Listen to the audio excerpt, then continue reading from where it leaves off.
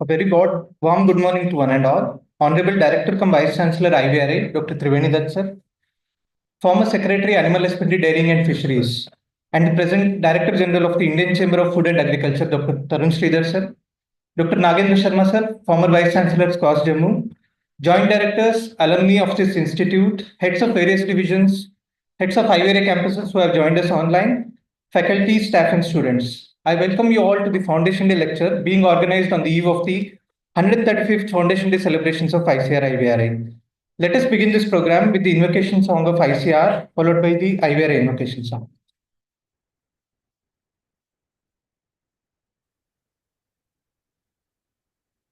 जय जय कृषि परिषद भारत की, सुखद प्रतीक हरित भारत की।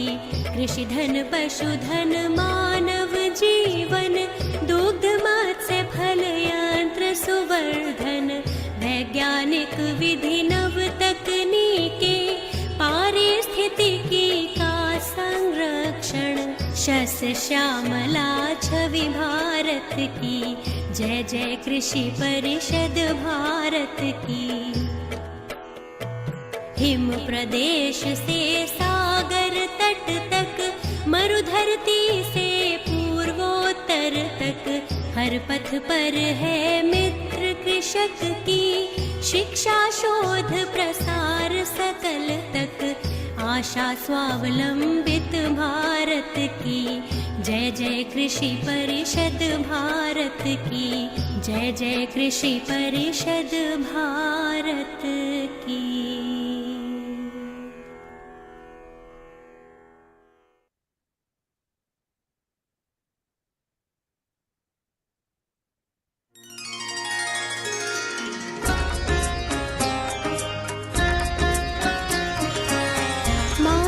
प्रिय कृषि सहचर हित रत, जय हो पशु संस्थान।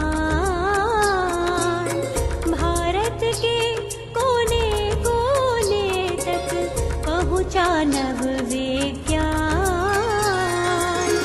19वीं सदी प्रथमोदय, पूना मुक्तेश्वर नव आलय। इज्जत नगर बना अभिनव अनुसंधान, बना विश्वविद्यालय। शिक्षण शोध चिकित्सा पशु संवर्धन।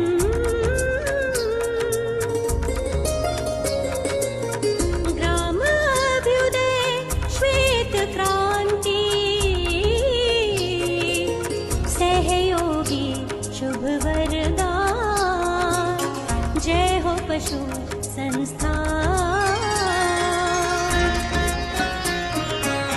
विविध व्याधि के टीके निर्मित, रोग अनेक हुए उन्मूलित। वृंदावनी सदृश गौ विकसित, जन पोषक अभियान। मानव प्रिय कृषि सहचर हित रत, जय हो पशु संस्थान।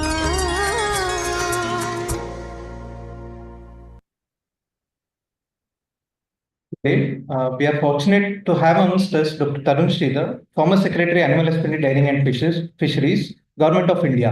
Sir, we the scientists of IVRA, along with the staff and students, extend a hearty welcome to you to this premier Institute of Veterinary Sciences. May I now request Dr. Triveni Dutt sir, Director cum Vice Chancellor ICR IVRA, to welcome Dr. Tarun Sridhar by presenting a bouquet, please.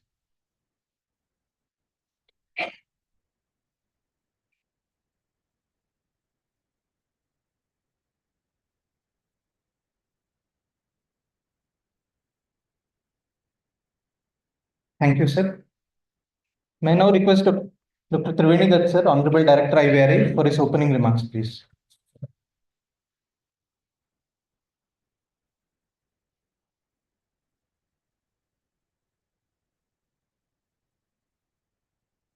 A very good morning to all of you.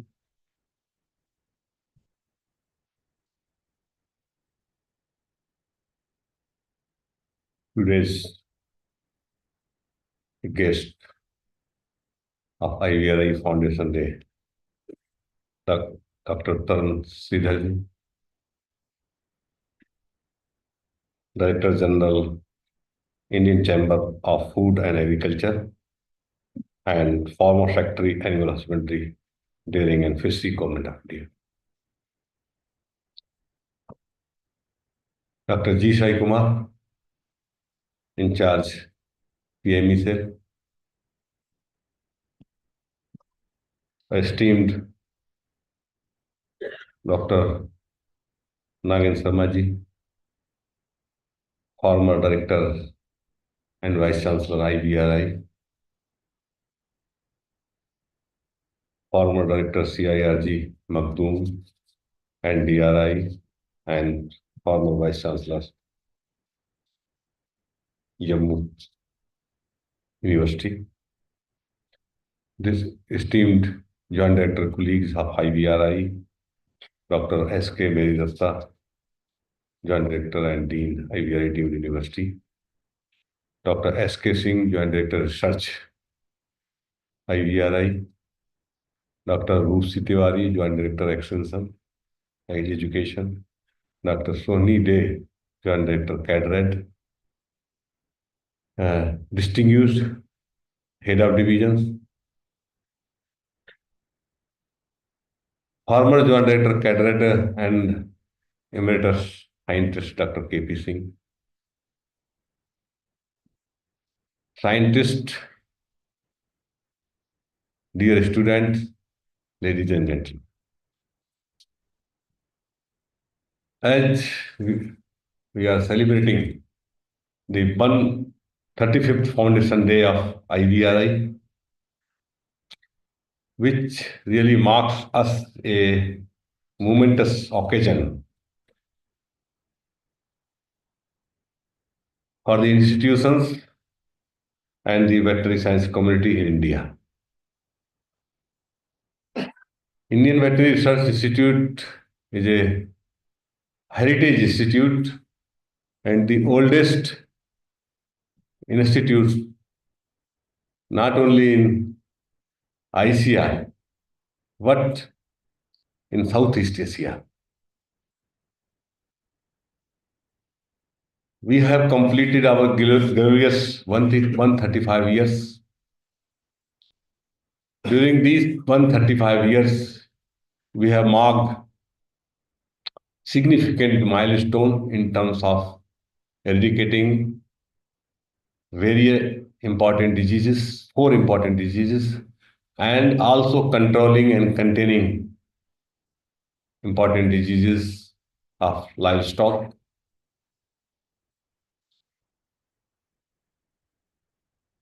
We have also significantly contributed in the areas of livestock improvement, genetic improvement.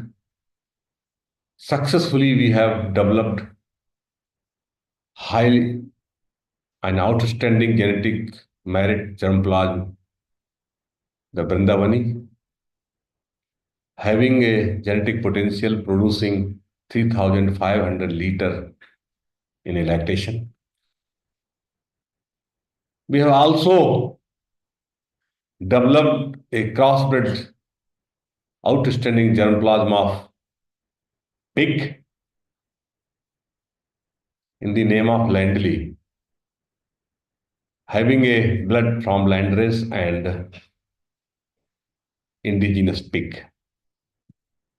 This breed have also given a lot of dividend to IVRI. A total number of 150 plus entrepreneurs have been developed using this very important breed in North India. We have also developed 35 plus startup and 175 plus entrepreneurs through this very important platform. We have a total number of 49 vaccine in our credit and 13 important vaccines we have commercialized to various commercial houses. A total number of 47 technologies have been commercialized to various 60 commercial houses, generated to the tune of 18 crore rupees for the IVRI. We have very rich IPR portfolio. We have registered a total number of 100 patent copyrights and designs.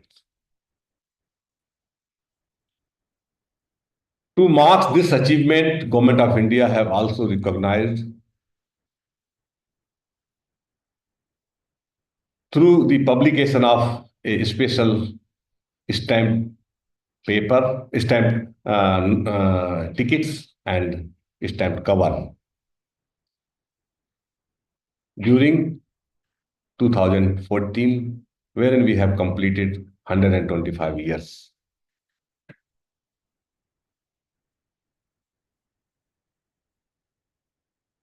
These significant contributions and milestones have been achieved by this institute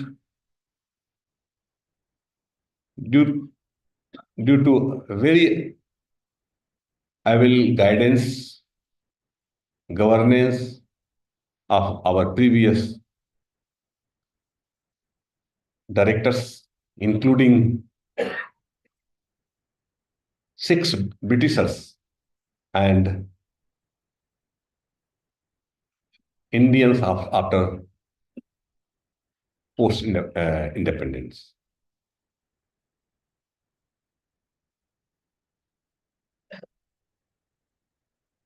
Whenever we are talking about the achievement of our previous directors, we should salute each and every directors who have contributed significantly building this institute and giving this very important platform.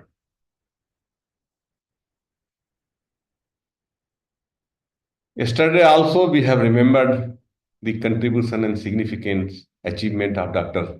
C.M. Singh. His period between 1966 and 82 was very remarkable. He has given a directions to this institute.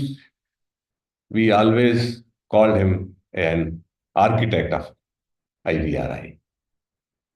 We have presently executing our R&D, QC and outreach activity through our 6 joint directorate, 20 divisions, 19 divisions, 20 various disciplines and 28 various sections. And you will be very glad to know that out of these 19 divisions, 16 divisions have been established between 1906 to 1982 during the tenure of Dr. C.M. Singh. Yesterday itself, we have taken a decision that we are huge amount of money we are investing in outreach activities, such as organizing Kisan Mela, SC, SP programs, and other our national extension plans.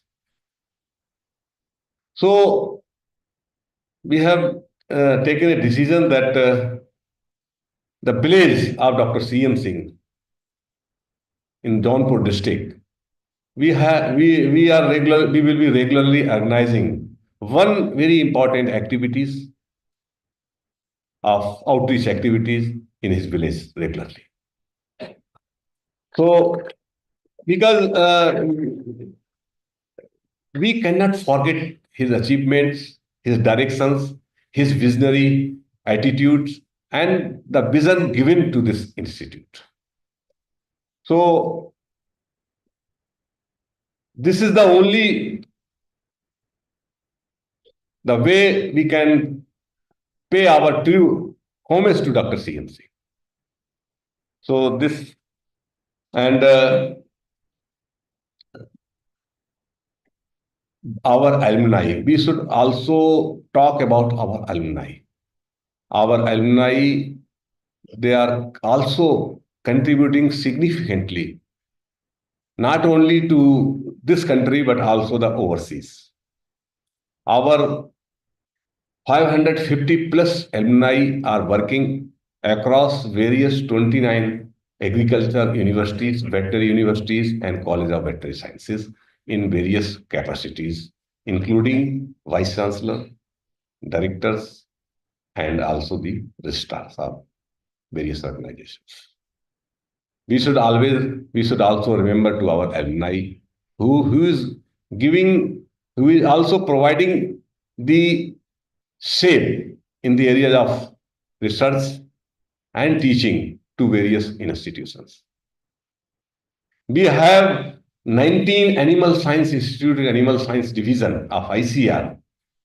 And fortunately, out of these 19 institutes, 13 institutes are being headed by our IVRI alumni. So, sometimes we forget our achievement. Human resource development in the country is a great achievement of IVRI. So, alumni is our great assets, and the student. We always call him student are assets for this deemed university.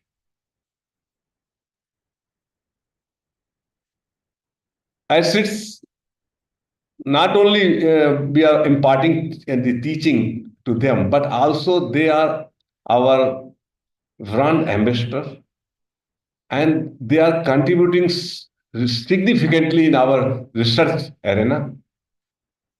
If we consider their achievement, in last 5 years we have analyzed that 75 plus our publications are figured as a first author with our student. So student is a great asset for this idea.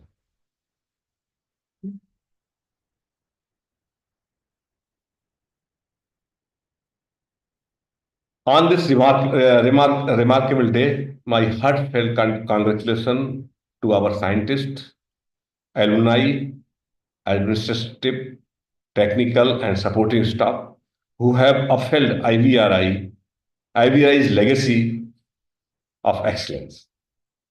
Their dedication and achievements in research, education, and extension activities have given a tremendous dividend to these institutions. Now, because of them only, we are the leader in veterinary science and animal science, not only to this country, but also overseas. We are, through our biologicals, you will be surprised to know that our student, this is for a student, that whatever the technology is used in NADCP, National Animal Disease Control Program, and Livestock Health and Disease Control Program, all the four technologies and in terms of vaccines and diagnostics developed by this institute. So we are also contributing significantly to controlling and containing various important diseases undertaken by Government of India. And whatever the zoos, safari and rescue center are being maintained by the government, being a national reference center for health, especially for zoos, we are providing health advisory to various zoos and safaris and rescue centers. So This is a very strong and positive platforms given by our predecessor. We salute them and we always be grateful to our predecessor who has given this very positive, healthy, and vibrant platform to all of us.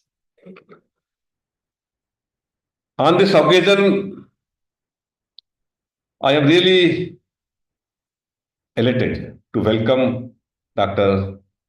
Tarun Singh Sridharji, former Secretary Animal Husbandry, Dairying and Fisheries, Government of India, and Director General, Indian Chamber of Food and Agriculture to the Institute to Food and Agriculture. I am thankful to him accepting our invitation for delivering the Foundation Day lecture. We are extremely grateful to you, sir. Dr. Tarun Sridhar is a decorated Indian administrative service personnel who has held several significant positions during his career. We know his role as a Secretary Department of Animal Husbandry, Dairying and Fishery. He has a he has been a he has a landmark period to the livestock and dairy sector of the country. He contributed to several significant initiatives such as initiation of embryo transfer technologies IVF for production of high genetic merit pool, genomic selection program, launching of flexible NADCP for control of FMD brucellosis, introduction of sex-sorted semen production facility, launch of dairy infrastructure development, fund infrastructure development.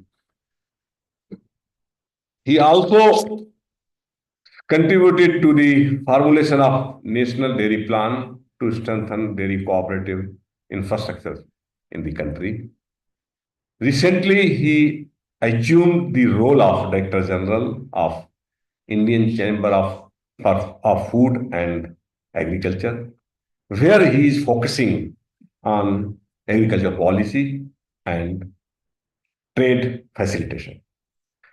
We are truly honored to have Dr. Sridhar, who is recognized for his expertise in governance, particularly in agriculture and animal husbandry. We look forward to listening to him and hope that our student faculty will be inspired by his experience and vision. We are also extremely grateful to our previous former Director IVRI and also the Dean and Joint Director Academic IVRI, Dr.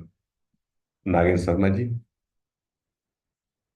Thanks to our all Joint Director colleagues, Head of Divisions, and also our student who spared their very valuable time for this celebration. Thank you very much. Thank you.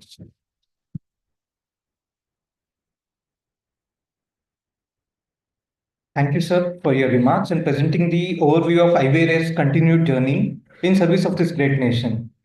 It is now time to listen to Dr. Tarun Sridhar, and in his honor, I have the privilege to present his brief introduction. Dr. Tarun has had an illustrious career as an Indian Administrative Services Officer, holding various positions of repute at the state and national level.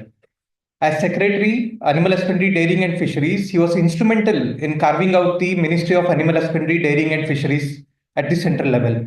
This, friends, has been a huge landmark in the veterinary science sector in the country. Apart from this, he was also instrumental in carving out the formulating and successfully implementing the largest livestock disease control program in the country, that is the NADCP.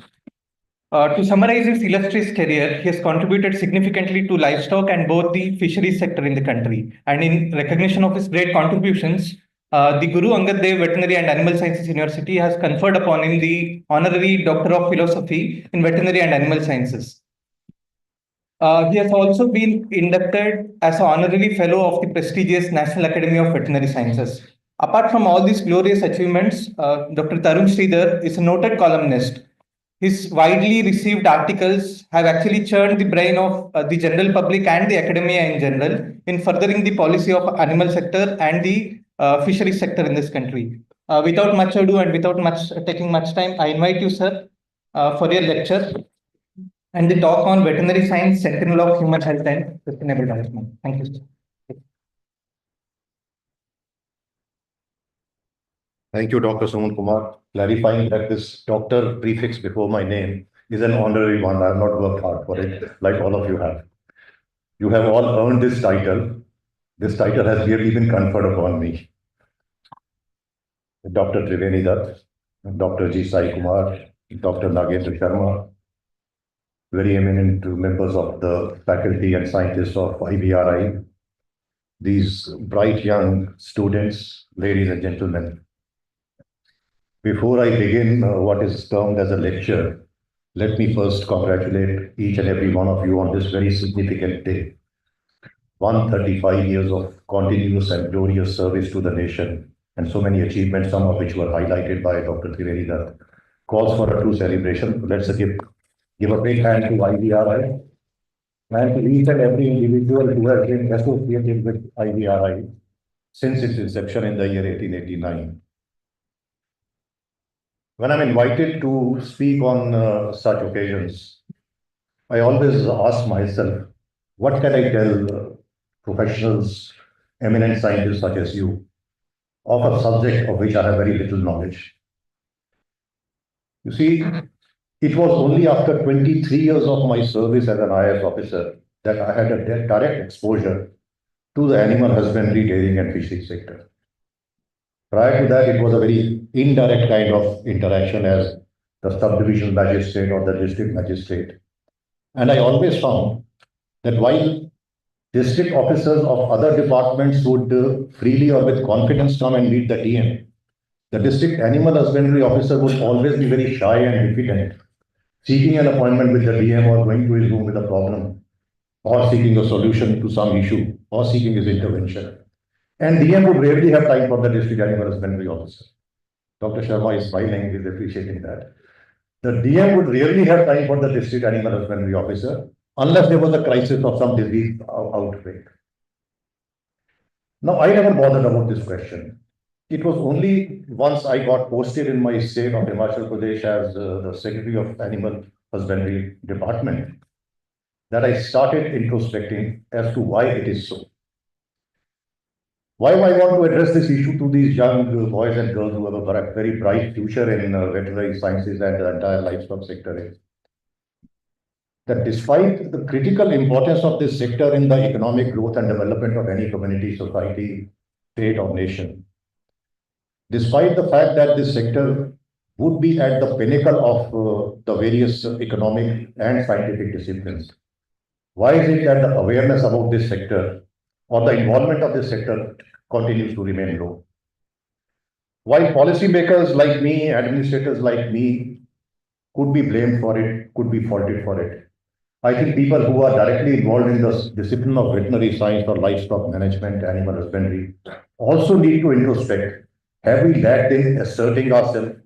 Have we lacked in being proactive about what our activities are and telling the world as to how important our task is?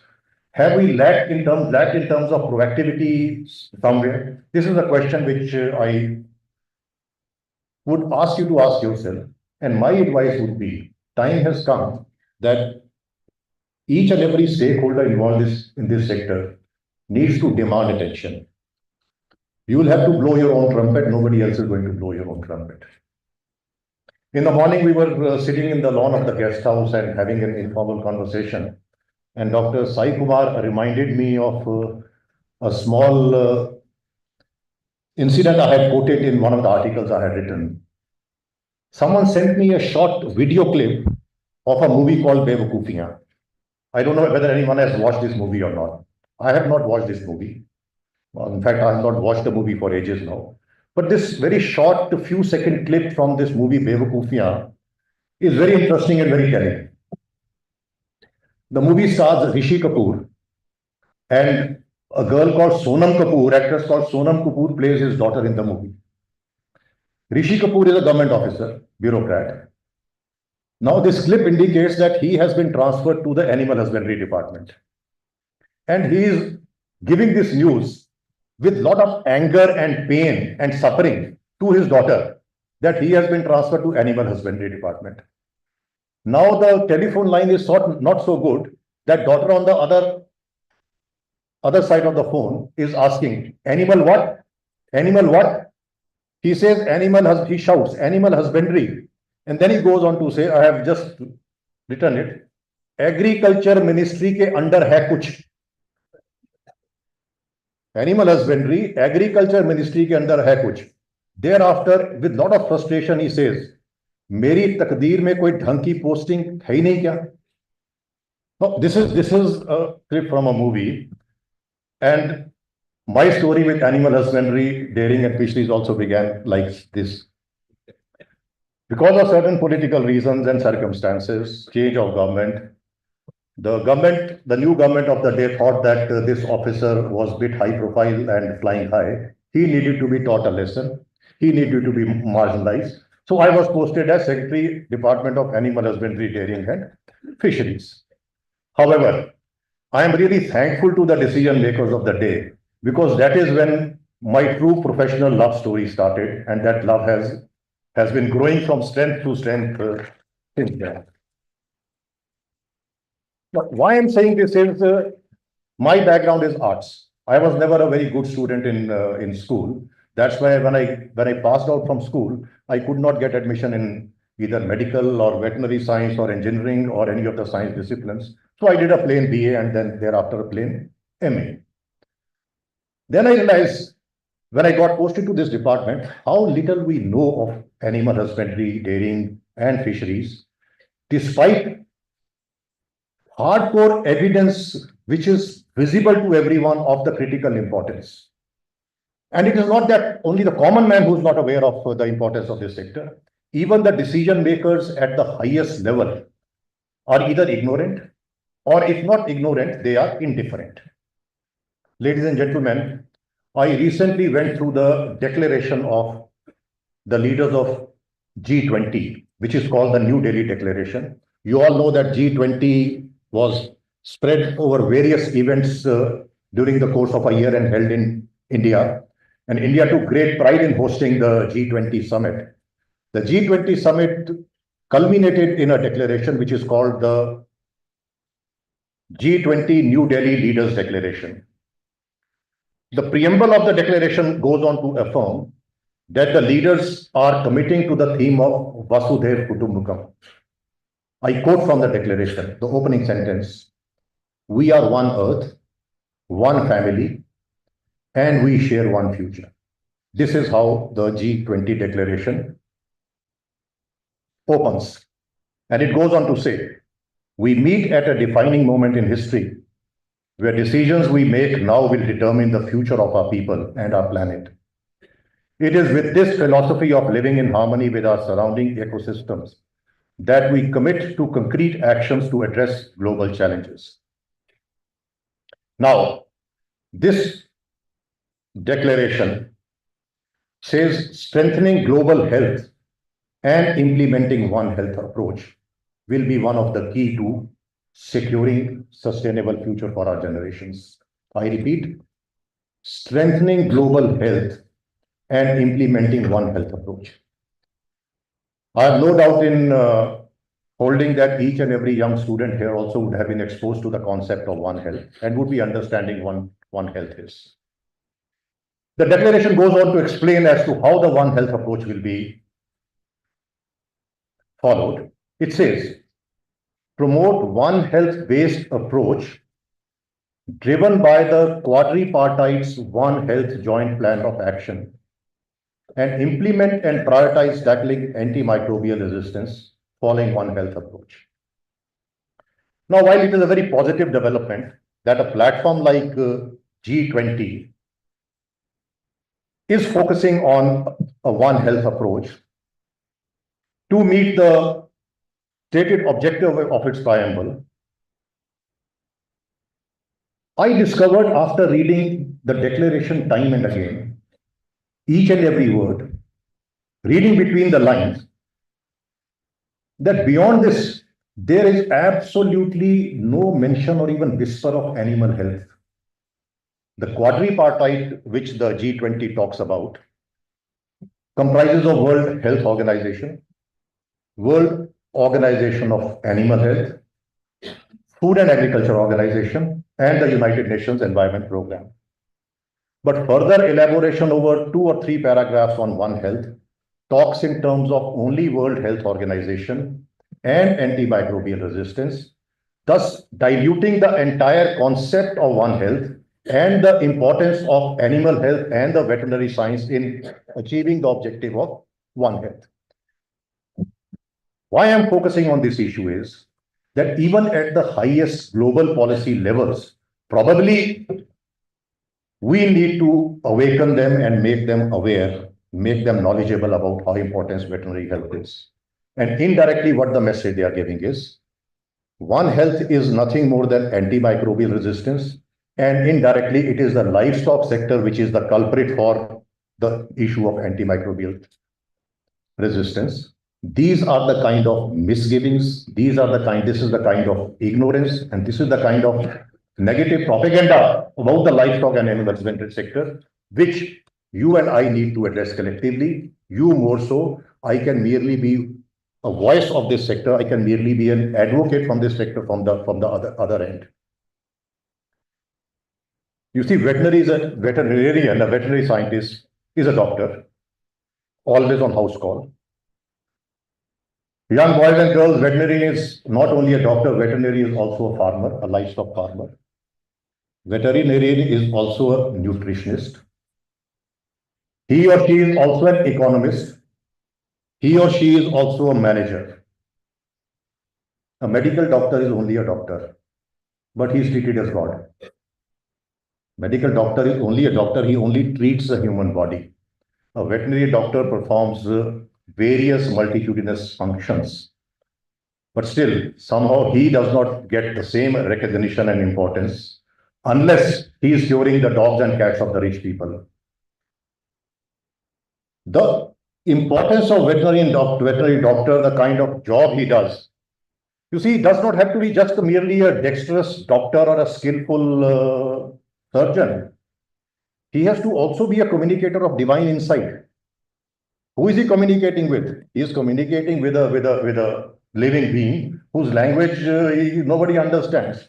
So it is divine insight that he finds out that what is wrong with this cattle or what is wrong with this bird. So you have to tell the world, and I keep telling the world, please give the veterinarians respect they deserve because they look after your health. It is not that the veterinarian looks after the health of a cow or a buffalo. He looks after human health. And that is what the concept of One Health is. Dr. Sai Kumar had sent me an article, a very beautifully written article, authored by some of the scientists, including Dr. Sai Kumar here. The IVRA story, Mukteshwar, Scientific Heritage of Animal Health in India. Now we have, there can be no dispute that animal health actually translates into human health. Animal health and human health are to be considered as synonyms. पर्यायवाची हैं. पशु स्वास्थ्य और मनुष्य स्वास्थ्य पर्यायवाची हैं. They are synonymous.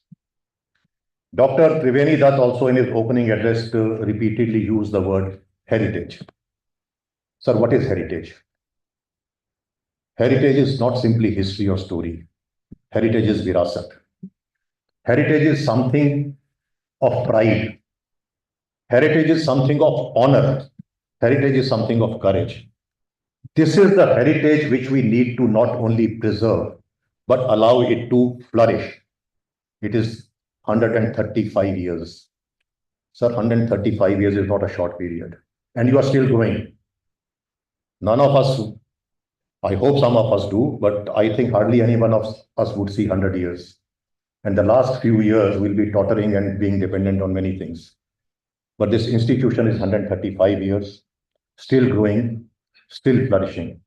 However, pardon me if I say that, it is from my own experience, having been the secretary of the department, having also been responsible in a way, culprit of separating the animal husbandry, dairying, fishery sector from the agriculture ministry separately.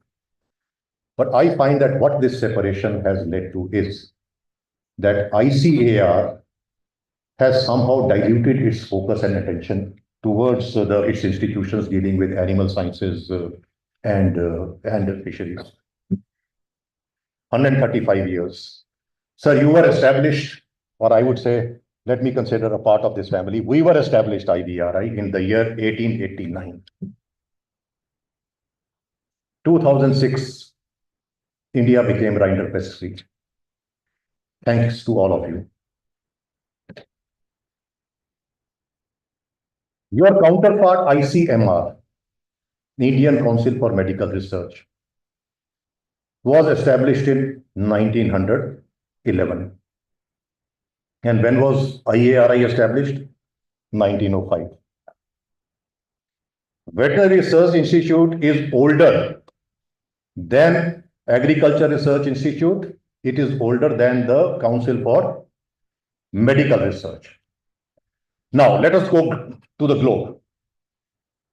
World Organization of Animal Health, which was previously called Office International Epizooties, OIE, was established in the year 1924.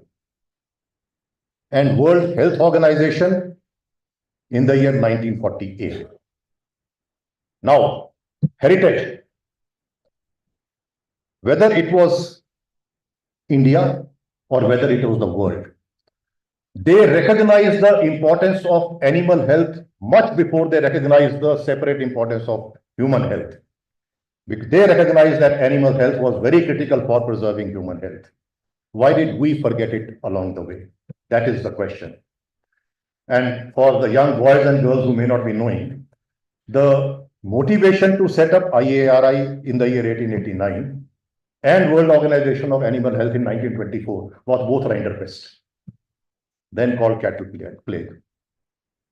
The story of establishment of OIE in 1924 is a shipment of zebu cattle from India was being exported to Brazil, and on its way to Brazil, it docked at the port of Antwerp in Belgium for a few days, and thereafter continued its onward journey to Brazil.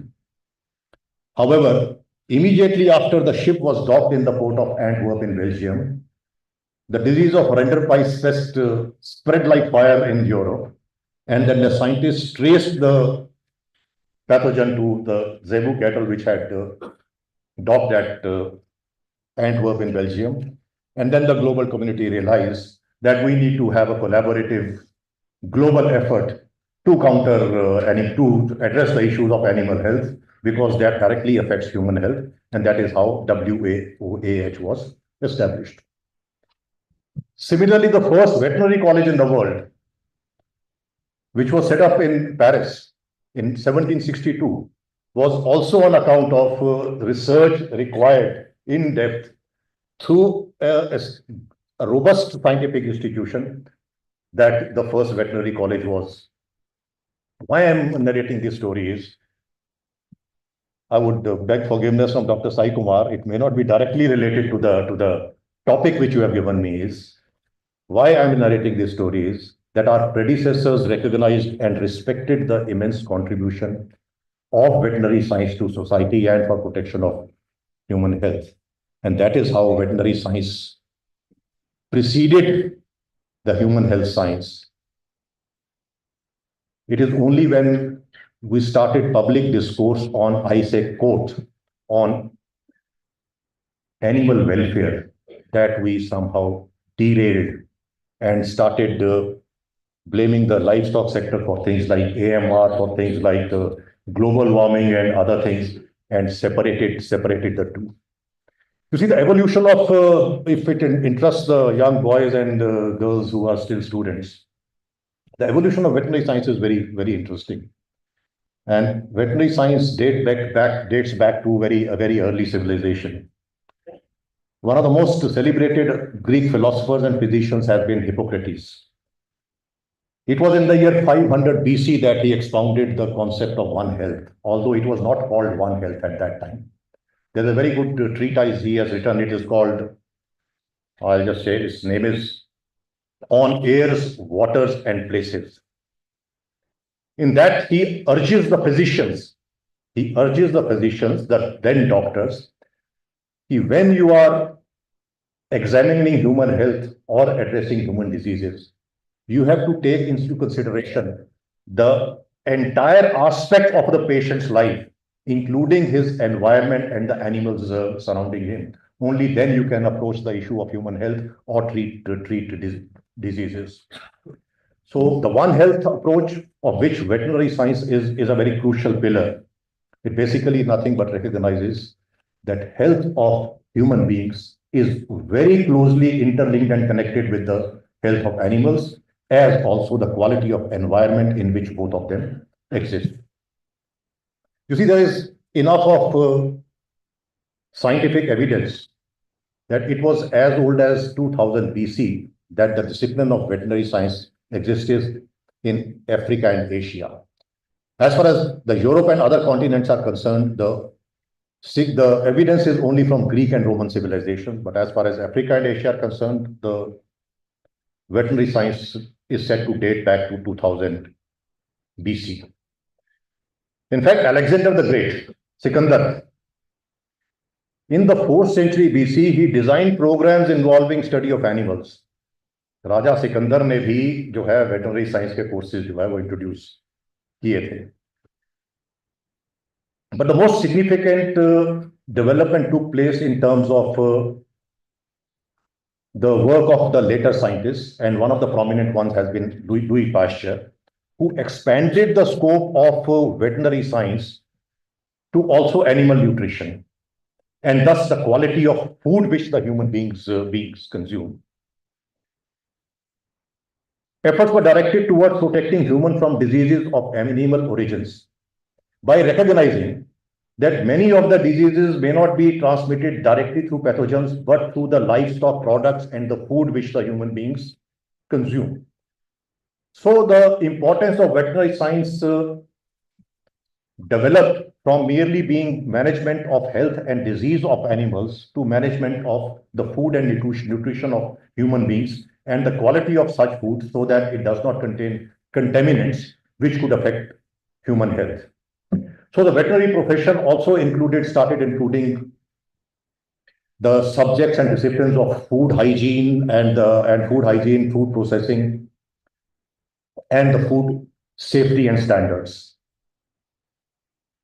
You see, every day these days, when we talk in terms of development, we prefix the word sustainable. Now, somehow sustainable development has become the buzzword when we talk in terms of development.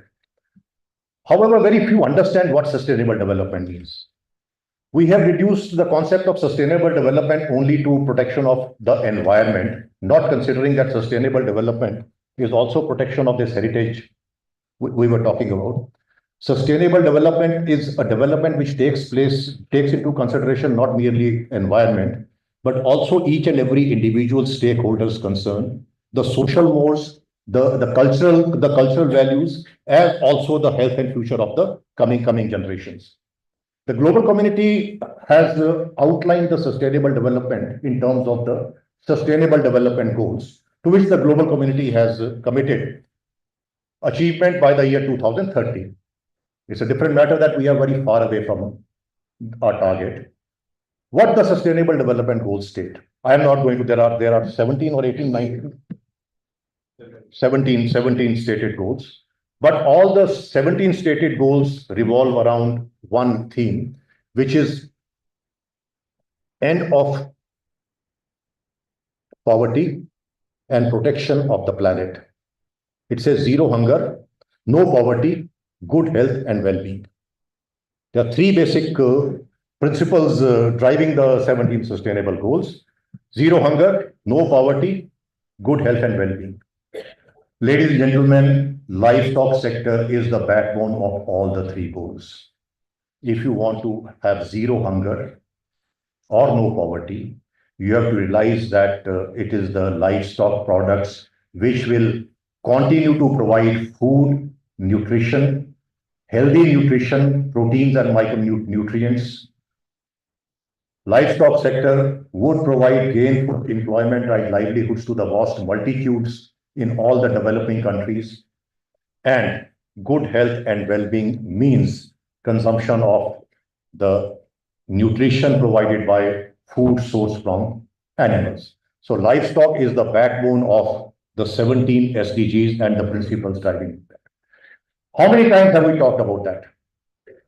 I would ask you, I'm not asking you a rhetorical question merely, I'm asking you to introspect. How many times have we talked in our colleges, in our universities, in our research institutes, in our workshops, in our seminars, and in our conferences, that the pillar of sustainable development goals is animal husbandry, it is the livestock sector, and the livestock sector would flourish only if the veterinary science, the discipline of veterinary science, and the institutions of veterinary science are further strengthened. Dr. Trivenidath, I recently read an article in Economist. It will be very interesting if you circulate it to the students. It is on one of the July edition. It's a weekly magazine.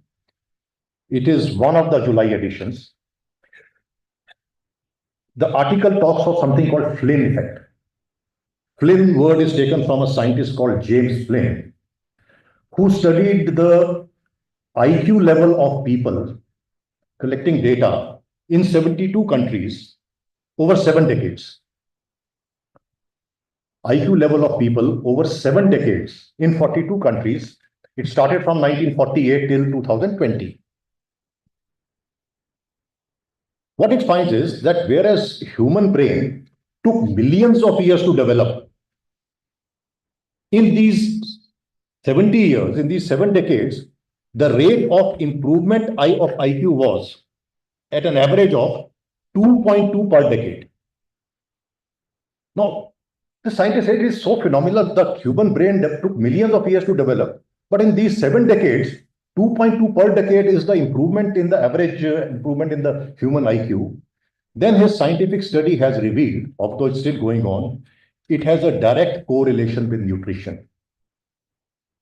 As long as the nutrition was very basic and raw, primarily only filling the stomach, or excess of carbohydrates, the rate of the growth or improvement in the intelligence quotient of human beings was not impressive. Then he found that the rate was more impressive wherever the nutrition was more based on protein and micronutrients derived from animal source foods. Animal source food, wherever people were consuming more animal source foods. Please be assured, I am not propagating veg versus non-veg, etc. We also, there's a lot of animal source food which can be termed as the vegetarian also. We'll come to that a bit later if we have time. But why I just thought, I found it very fascinating. I thought I'll share it with all of you. And this is probably many of the, although I'm presuming, probably many of the scientists and faculty members may have also not read this article. And maybe the young boys and girls would find this fascinating. Now, the scientist has done, he's arrived at these findings after due scientific rigor. And that's why the scientific community has also now lent the name of the scientist James Flynn to this phenomena by calling it Flynn effect. So that's why we also need to educate the society that your taboos with respect to livestock products, be it meat, fish, eggs, etc., also pose a serious impediment to growth of your mind, not only body. Your mental well-being also, you need to get out of this taboo. Unfortunately, when it comes to consumption of livestock products, we are now being guided more by our sentiments and beliefs. I remember I was secretary. One minister, he was not the main minister, he was the junior minister of state. In an official meeting, I reiterate, in an official meeting, the subject of the meeting was evaluation and assessment and review of the poultry sector. The minister of the department responsible for poultry said that consumption of chicken causes hormonal imbalance and genetic distortion in the future generations. So it is a different matter that we never recorded this observation in the minutes. He was well-meaning, but then he was driven by his own sentiments. You're all aware of an organization called Food Safety and Standards Authority of India, FSSAI. Everyone is aware. Now, FSSAI's mandate is to set standards of various food products to ensure the safety and integrity of the food. However, FSSAI has also launched, away from its core mandate, with great fanfare and with great involvement, a campaign called Eat Right India campaign. Now, you could, after this lecture or right away, you could type Eat Right India campaign logo on your smartphones and see what this logo states. I'm sorry, I think having a PowerPoint is not a bad idea. I was asked, are you making a PowerPoint presentation? I said, everyone in the audience would be going through several PowerPoints a day. So let there be a change. But now Eat Right India campaign logo is very interesting. It's a, what do we call it? You can't call it a pie chart or a circle chart. What that circle chart shows and states is, what should be your diet? It says cereal and pulses. I'm just reading verbatim, not my words. It is the words of Eat Right India campaign, launched by the Food Safety and Standards Authority of India, a statutory body of Government of India. It says cereal and pulses consume in adequate quantity. Good advice. Fruits and vegetables consume liberally. Good advice. Milk and milk products consume plenty. Again, good advice. Food and drink high in fat or sugar consume sparingly. Very good advice. But lastly says meat, fish and poultry consume moderate. Now it has equated meat, fish and poultry with food and drink which is high in fat or sugar. Now this is where I have a reservation that you have, although you have not mentioned that it is high in fat and sugar, but these both have been equated in terms of what your balanced diet should be. So there is a clear stark bias against livestock products except milk. Except milk, or that is dairy, there is a bias against livestock products, and they have been equated with foods which have been termed as unhealthy. So in our this belief and sentiments, we are creating an artificial food hierarchy. कि ये खाना अच्छा है, ये खाना अच्छा नहीं है. Let it be an individual's informed choice. Let it be an individual's informed choice as to what food is what and what foods creates what. Why should somebody be prescribing what to eat and what not to eat? Please do so, but on the basis of proven, empirically proven scientific evidence, because all of you are scientists, and that is what. Now, when it comes to eggs, now it's a long-standing debate whether the egg is a vegetarian or a non-vegetarian. But there is also a word in English, which is the contribution of India to English language, called eggetarian. There is a word called eggetarian. Now, scientists tell me, and the scientists of the department have told me repeatedly, that egg is vegetarian. Well, some scientists may not believe it, but let us see who has been a good brand ambassador for egg.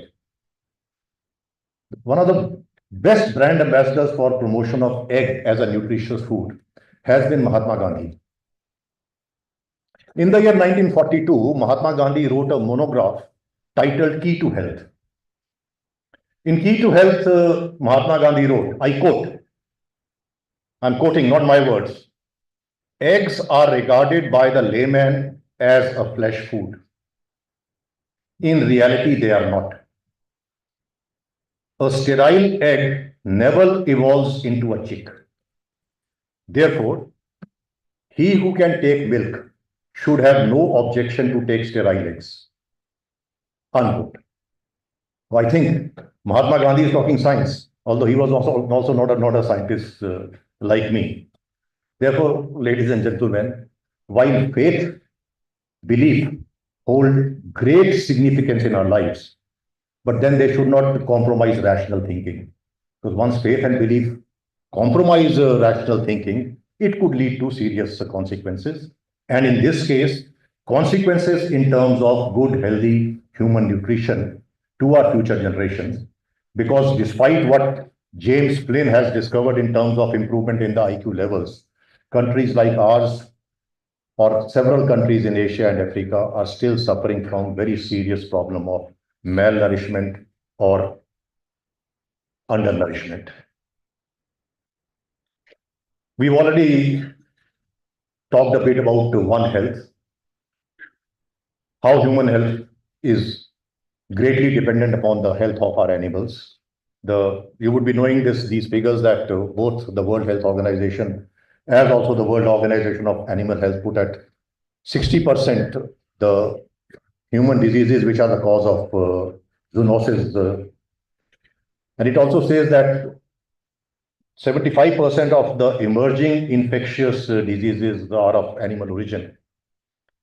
And 80% of biological agents which have a potential terrorist use. Now, there was a lot of controversy that the COVID-19 was also probably one of the outcomes of bioterrorism. It says 80% of biological agents which have a potential bioterrorist dimensions would emanate from zoonotic pathogens. And we have nearly 2 billion cases of 2 million, not billion, billion would be 2 million deaths on account of infectious diseases emanating from animals. Livestock also contributes more than 40% to the value of global agriculture, supports livelihoods and incomes of several people. So how critical animal health and veterinary science would be to the future of mankind is for anybody to see.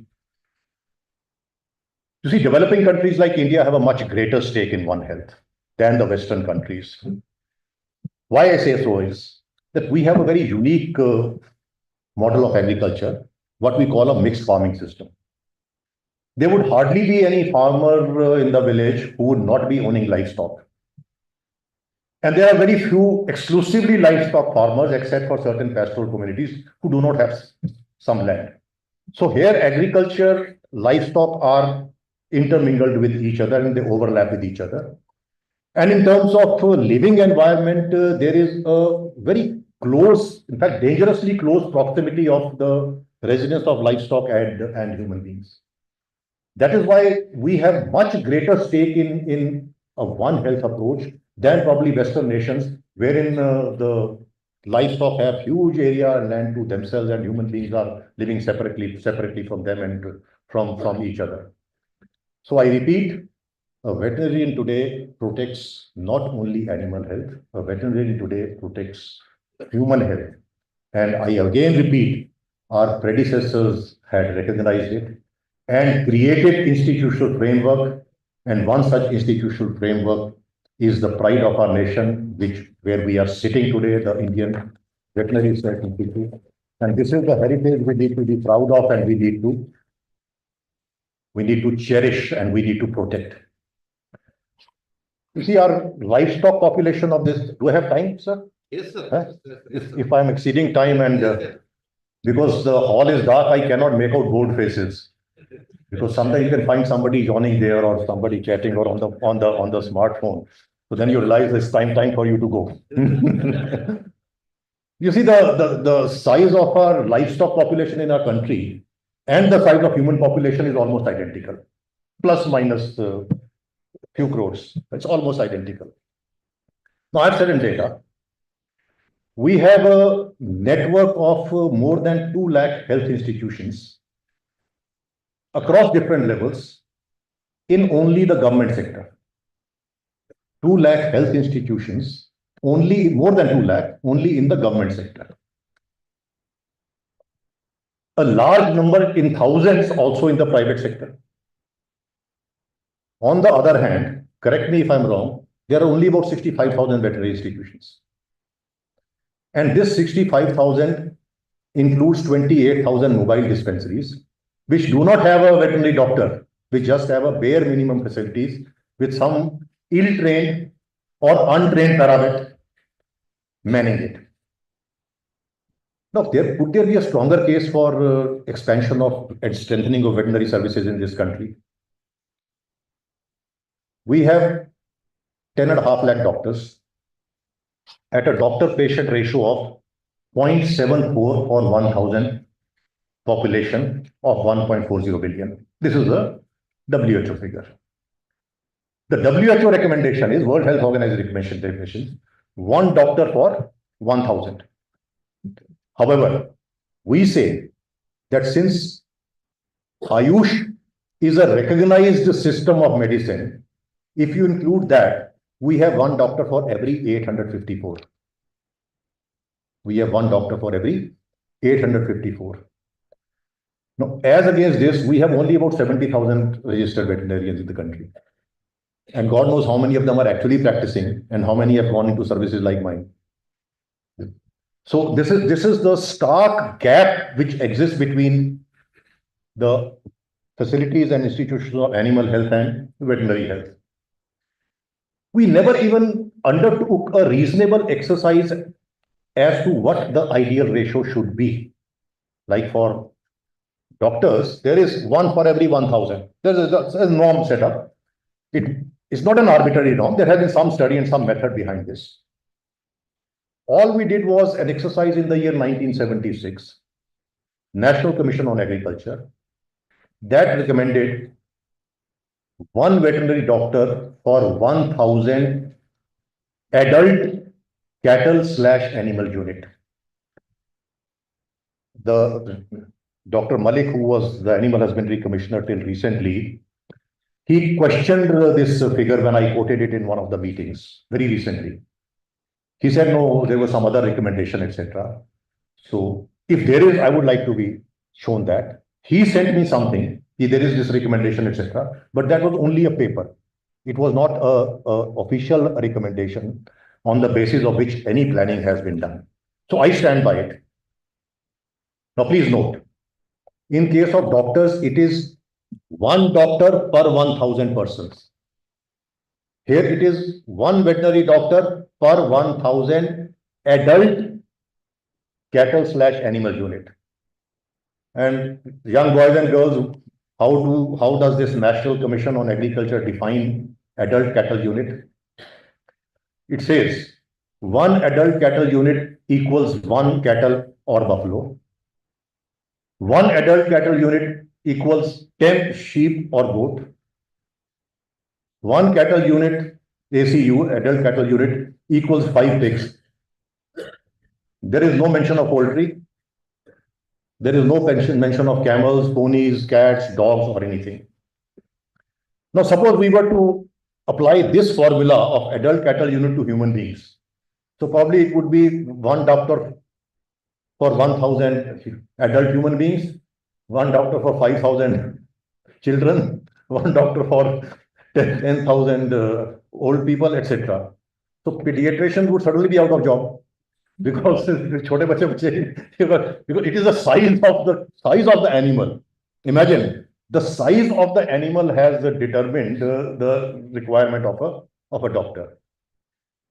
Now, even if these norms were to be, we did some analysis. Even if suppose we say these are the norms, although it was established in 1976, still we would require double the number of veterinarians as we have today. Although these are crazy.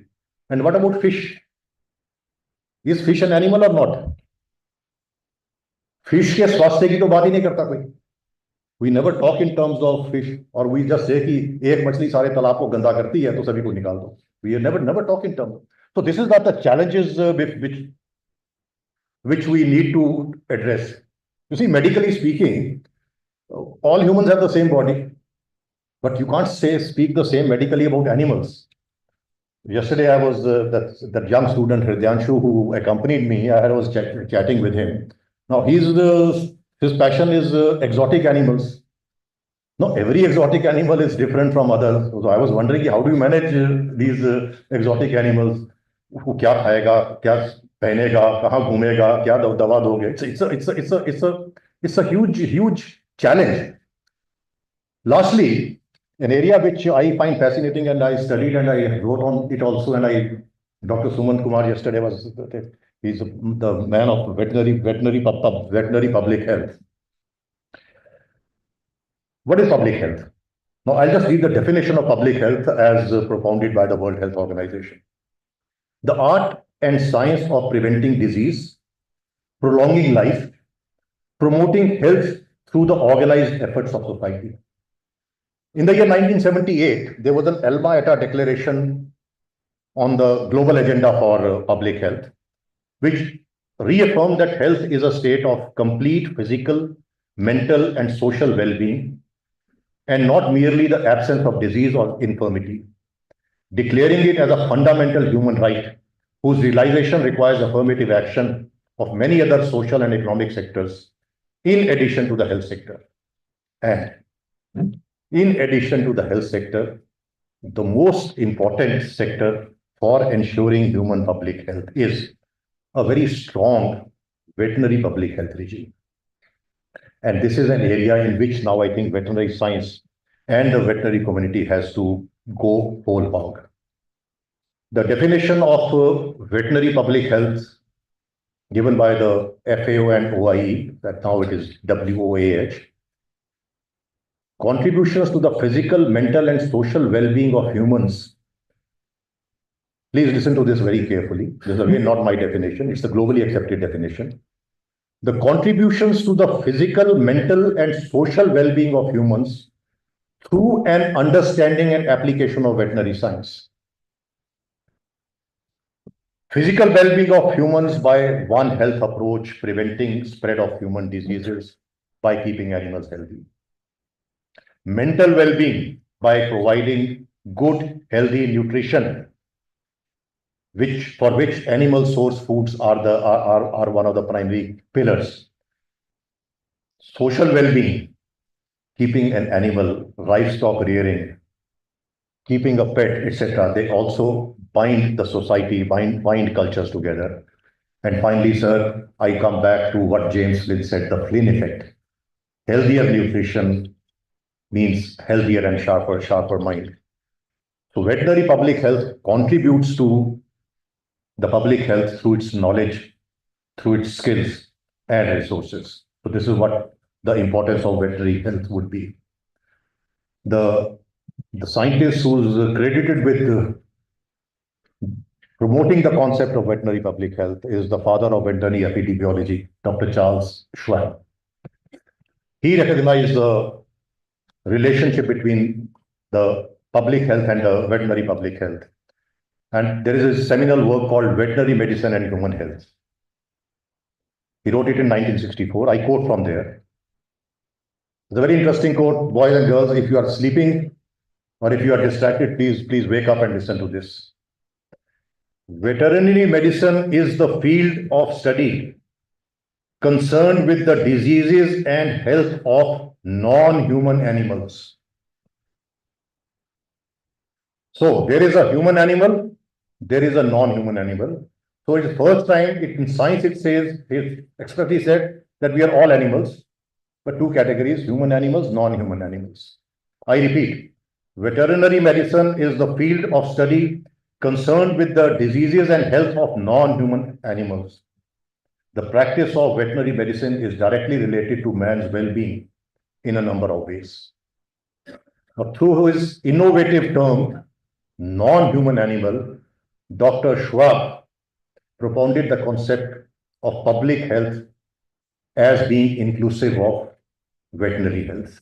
When doctors or policymakers talk of public health, please remember public health means veterinary health also, because public health concerns non-human, veterinary health concerns non-human animals and public health concerns human animals.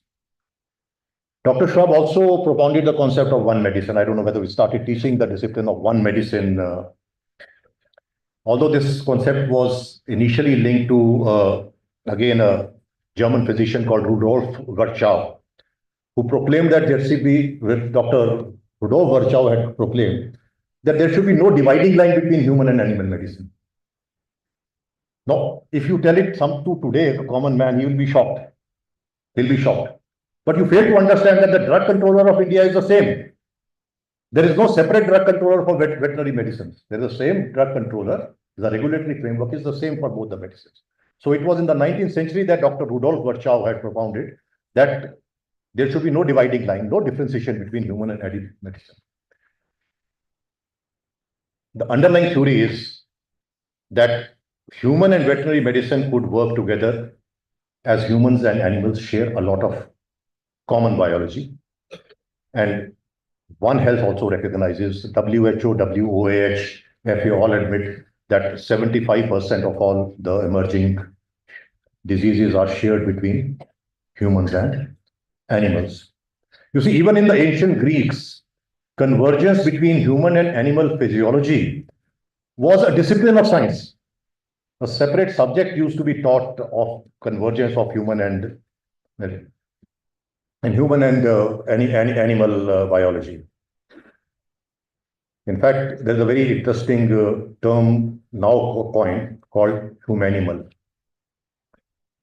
Humanimal, the science of prevention, a science of protecting public health, should be common between public health and veterinary public health, because what the science of health deals with is not humans or animals, but humanimals.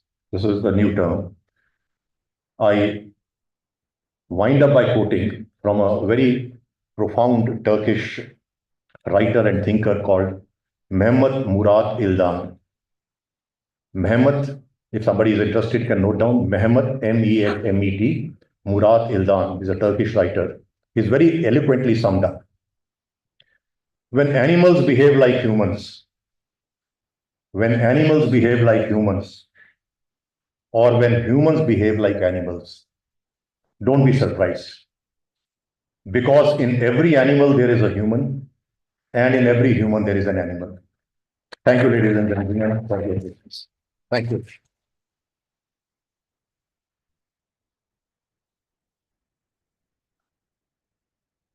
Thank you so much for your stirring talk, as always. Sorry. Your talk, I believe, has churned and ignited the minds of the future of this profession who are sitting in this very hall. Sir, your sense of belongingness to our profession is well appreciated. What came as a compulsion to you has become your true passion, sir, and we as veterinarians truly appreciate that on your part. So, with this, sir, we have a couple of minutes for a quick couple of questions from the audience, if any. Maybe we can squeeze in one or two questions.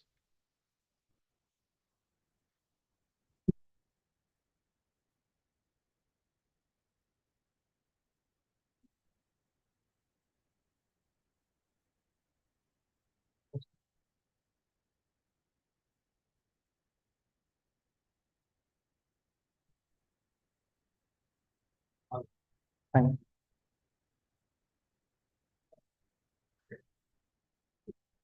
So anyone from amongst the students especially?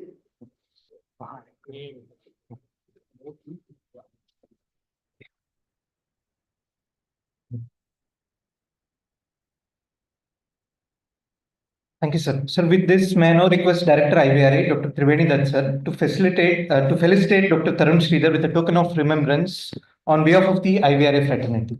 Sir.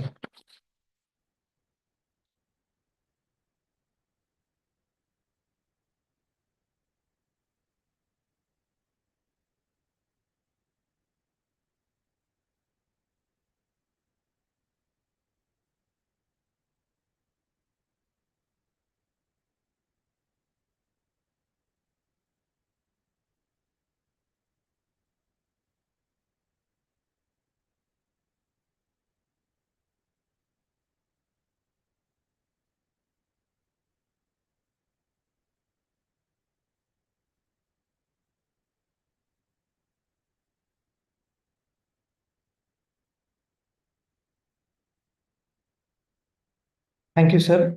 I request Dr. G. Sai Kumar, sir, in charge PMSL IVRA, to propose the formal vote of thanks, please.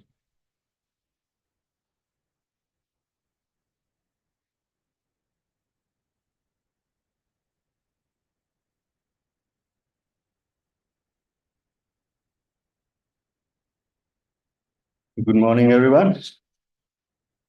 I indeed feel very privileged to have this honor of delivering the vote of thanks to the esteemed guest and invited speaker of the day, who is a very eminent person in the field of livestock science and who was kind enough to be amongst us today to deliver the foundation lecture on this very auspicious day.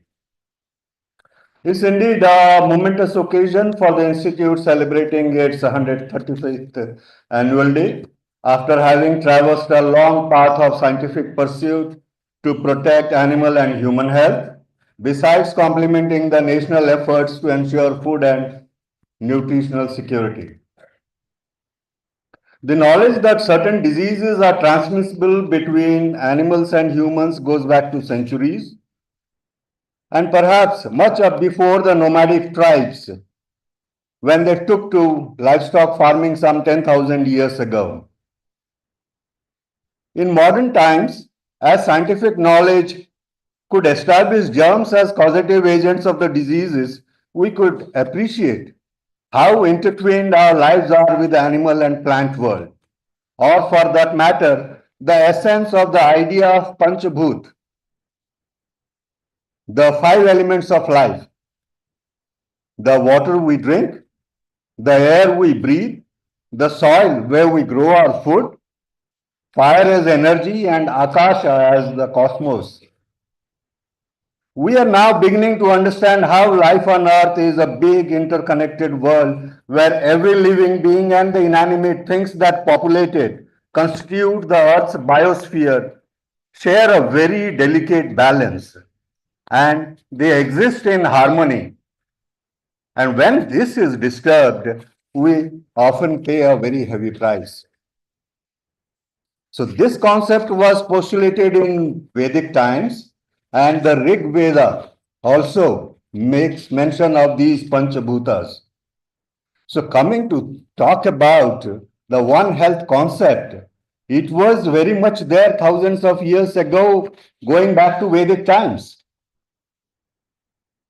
It's only in the 21st century that we have now come to take the lessons that came through the hard way, that we have coined this and it was coined a century ago, and now we come to implement it with all the vigor that is required at a very heavy price after having paid a very heavy price for it. Now, to imbibe this philosophy, it took us such a long time. It's only through the pandemics that we have come to realize where the weak link lies. And our eminent speaker today highlighted that these deficiencies, fault lines still exist, as we can see very much in the way we approach the human health. The zoonotic diseases, that 60% of the human diseases being originating from the animals, that we have come to realize. Our well-being, food and nutrition is so very critical. And for that, the necessary inputs that are required has been highlighted by our very eminent speaker today. Our esteemed guest and speaker of the day rightly chose this very topic to be here on this day and to collectively address and highlight the wholesome approach that is required. The collective effort involving all the multidisciplinary scientific team to social scientists, administrators, NGOs, and everyone involved in the society and the stakeholders of this veterinary science too, everyone concerned with well-being of the human beings, to protect environmental health, animal health, plant health, human health. They should all be speaking on the same page. His vast experience as an administrator in various departments and ministries, spanning several decades, from the livestock to fishery sector, he has equipped him, enriched him with such great knowledge that he is now viewed as a very prominent think tank in the agri sector. It is not without any good sound reason that he has been conferred the Doctor of Philosophy from Gadwasu, or has been conferred the fellowship of the National Academy of Veterinary Sciences. We understand he is a worthy man for all that he has been able to do and contribute to the veterinary science that we teach here and practice. We are indeed very, very thankful to you, sir, to having accepted our invitation to be amongst us on this eventful day and share your ideas. And we are sure you might have ignited many young minds of students here who will be building our future. In the coming decades, when this country is one among the Committee of Nations as a developed nation, it is these youngsters who will be there at the helm of affairs and administering veterinary science, teaching veterinary science, or practicing veterinary science. I express my sincere thanks and gratitude to you, sir, on behalf of the entire fraternity of this great institute, which includes its students, staff, and everyone connected with this institute, its alumni in the country and abroad, the students who are here and who are now populating various agriculture universities, central universities, or in medical sciences. I pay homage to this great day and for your benign presence here, a very heartfelt, sincere thanks and gratitude to you.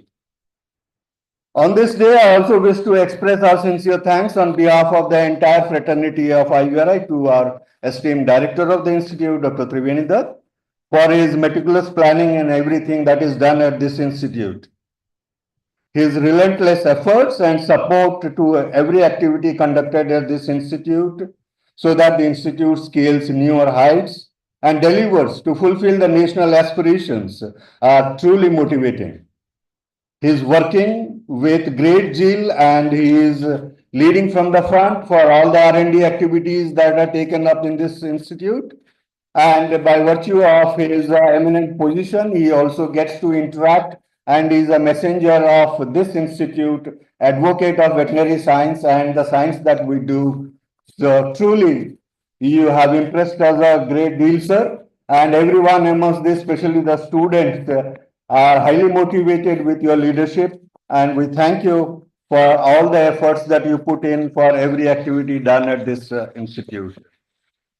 Sincere thanks are also expressed to all the esteemed guests, Dr. Nagendra Sharma sir, our former director of this institute and vice chancellor of SQUAS Jammu, emeritus scientists in the hall, Dr. KP Singh, Dr. Putan Singh, and others who may be present here. All our joint directors of the institute, station in charges, joint directors of the campuses, the Mukteshwar and Bangalore campuses, heads of division, officers in charges, administrative staff, students, alumni everywhere in the world, the media personnel, and everyone connected with organizing this Foundation Day oration. Thanks to everyone concerned with the preparation and organization of this meeting, staff of the auditorium, engineering section, ARIS cell and IT guys, staff of the PME cell and Joint Directorate of Research, and everyone connected directly or indirectly with this event today. Thanks to one and all from the nuclear core of my heart. My gratitude to everyone here. So with this, we come to a close to this Foundation Day lecture. I request everyone to follow with the remaining program. The activity filled in the outdoor stadium there, the games and sports activities that needs to be taken up. Have a nice day, wonderful day. Thank you, sir.